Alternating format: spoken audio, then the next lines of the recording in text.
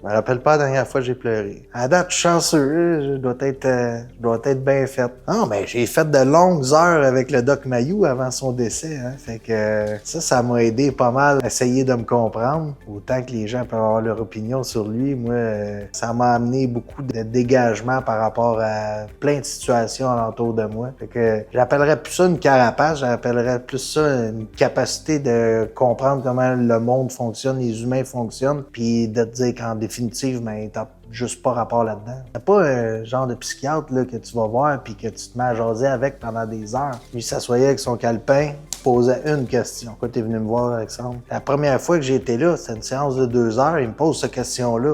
Je n'ai pas parlé pendant 2 heures. Là, la deuxième séance, il dit, Chris, on passerait pas un autre 2 heures à rien dire au prix que ça coûte. Là, tu te mets à parler.